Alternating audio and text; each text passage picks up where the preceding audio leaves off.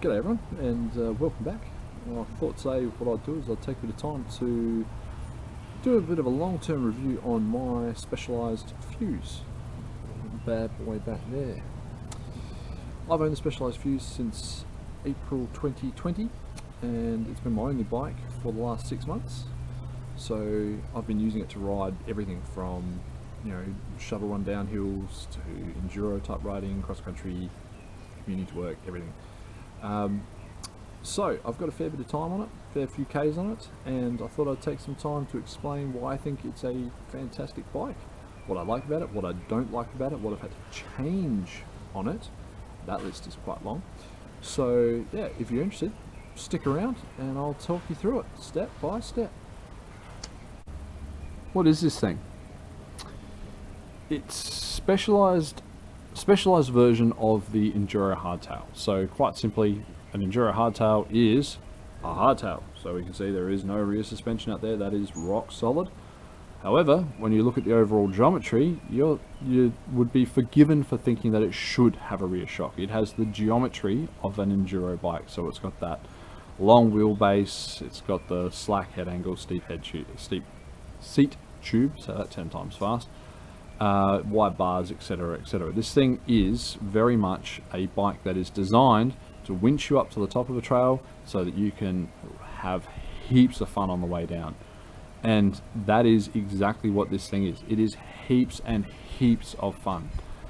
It is not the fastest bike out there. Given it's a hardtail, when the going gets choppy, you can't keep up with a good dual suspension bike. You just can't. That's the way of the world. But if you get the right line, if you focus on your riding, this thing is heaps of fun and it can be really, really fast. In fact, I've got some of my downhill PBs on this bike, particularly on flowy trails that need to have a few pedal strokes thrown in the middle, where on a dual suspension bike you might be worried about pedal strikes. Given the hard tail on this, you can just throw those pedals down and away you go. So, straight up, I got to say, this is not the Fuse that you would buy from the shop. I've spent a fair few dollars on this thing, and I have changed a lot of stuff. But I think what we'll do is we'll go through what you would get out of the factory, and then I'll go through some of the things which we've changed. So, out of the factory, obviously you get your frame. The frame, being the heart and soul of the bike, is everything here. The geometry is dialed, the sizing is dialed, everything just works beautifully. If you've watched any other reviews on this thing, everyone comments that the frame, the sizing, the geo is just absolutely dialed. Out of the factory, you come with a 34mm RockShox out the front. I mean, as you can see, it's no longer on my bike. It's okay, it does the job, particularly if you're just wanting to ride around with the kids or commute to work or that sort of stuff. If you're looking to do something a little bit more rowdy on it, given that the front suspension will be doing so much more work because of the hard tail, it's one of those things that really does need to be upgraded. It comes with the dropper, so it comes with a 125mm dropper, I believe. It would come with the stout wheel set from Specialized. Comes with the SRAM NX Eagle gear. Brakes are SRAM levels in the original one. All this stuff is pretty entry level spec, and that's kind of the bike that you buy. You do buy a fantastic frame covered in cheap gear. Now, whether or not, there's two things in my head that float around in here. First, maybe Specialized were trying to hit a price point. They decided that, yep, we want it to be $2,300 Australian, which is what I paid for mine. Or alternatively, they figured that people who buy this thing, if they're serious about their riding, in terms of riding an Enduro hardtail, they're probably going to upgrade the spec anyway, so let's just put some cheap stuff on it and get it out the door. So, I guess that brings me to the point of, okay, Raju, you right there, buddy? Is that right? Off you go. So that, I guess, brings me to this bike, what I've changed and why. So, as I said, the first thing you'll probably notice is we've got the Marzocchi Z1s on. So the Marzocchi Z1s, fantastic fork. These are 140mm travel, and I got these straight out the gate. I never rode the factory fork because I just knew it wasn't going to be up to much. I've ridden 32, 34mm stanchion forks before, and I just know that I give them too much. So that's the first thing. I've upgraded the fork. It is the air version, it's not the coil version. No particular reason, that's just what I've chosen. The second thing which I've upgraded is the wheel set. So you can see this is a set of nuke-proof Horizons. So they've got the H2 hubs in them. So I upgraded these because the original wheels were just way too flexy. They were too soft, too buttery, in a bad way, and it was almost impossible to hold a line when you were sort of at speed and trying to ride off camber or anything like that. So I've replaced them with these. These wheels are great. Yeah, can thoroughly recommend them. The 102 tooth engagement in the rear, really, really good. The next thing which I've upgraded, which is probably the first thing that a lot of people notice, is the MT5s. So these are Magura MT5 calipers, and it's paired with a 220mm Magura rotor at the front and a 200mm rotor at the back. So these are 4 pots. The original SRAM levels were terrible, absolutely terrible. These are actually the second lot of brakes I've upgraded on this bike. I did have some Shimano single pots on it before, but since I've changed these Maguras, well boy, it's a very, very different bike. Other little things, you'll see I've got the Crank Brothers DH pedals on it. They're my standard. I use those on everything. I've moved tires around, so I have the Specialized Butcher, which actually came on the front of the bike on the rear, and I've gone for an XR5 Bontrager on the front.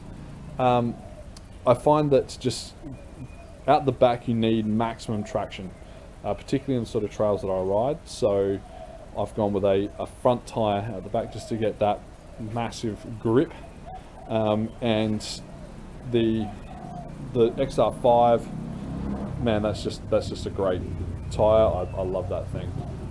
Right, so Specialized Views in its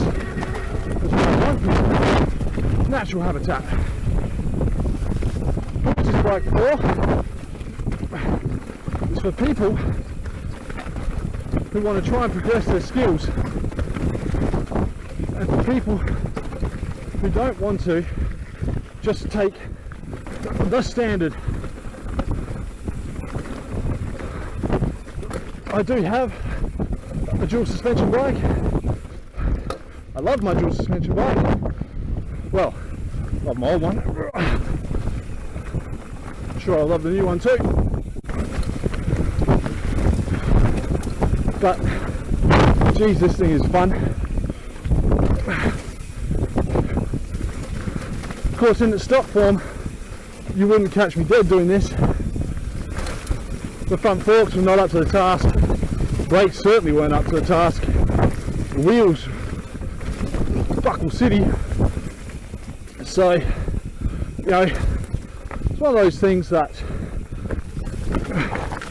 you kind of need to build the bike for what you want. And for me, I wanted to ride this sort of stuff, which is not where you would take a traditional hardtail by any stretch of the imagination. Oh, that's slippery.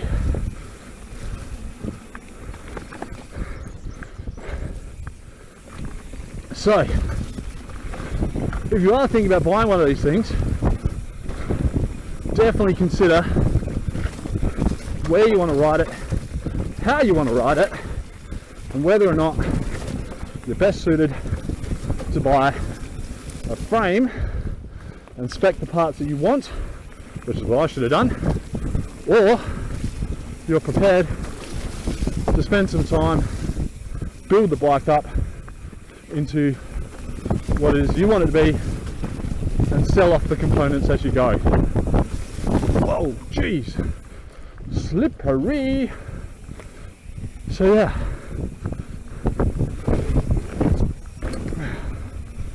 Specialized fuse, eh?